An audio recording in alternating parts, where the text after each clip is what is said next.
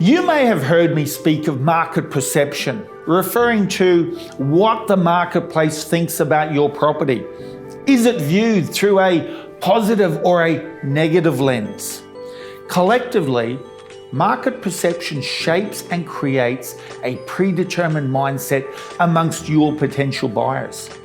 This impacts individual opinion and attitude towards the appeal, the attractiveness, and the overall competitiveness of your property. Is this an important consideration for you as a seller? You better believe it is. The single biggest threat to a positive market perception and the positive price that comes with it is time on market. You've heard me say it previously, time kills price, and it does insofar as the longer your home is on the market, the less attractive and appealing it is going to be to all the buyers out there. Buyer interest and associated activity is going to peak within the first 2 to 3 weeks after your initial launch. Once inquiry and viewing starts to slow, buyer urgency goes out the window.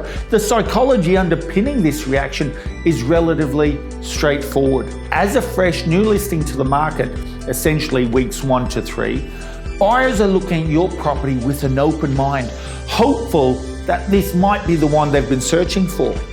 They are naturally enthusiastic, and at the same time, and this is an important one, they are a little bit concerned and they are a little bit anxious that if this is the one, someone might beat them to it or buy it from under them.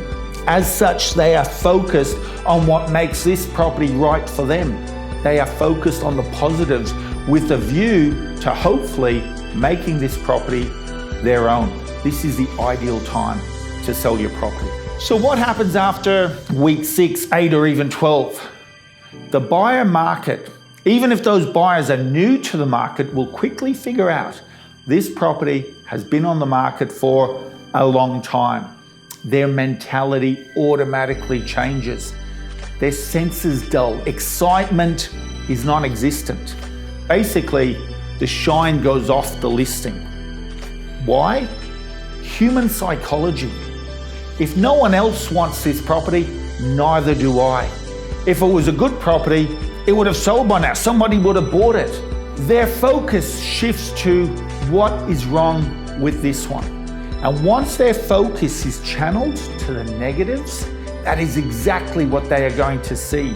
It's hard to sell to somebody when they're concentrating on the shortcomings of a property. It's even harder to sell for a premium price. So to wrap this video up, 2 things. Number 1, do not inadvertently place yourself in this ugly and costly situation by failing to control, manage, or execute an effective sales and marketing program from the very beginning. I was about to say, you only get one chance to get it right.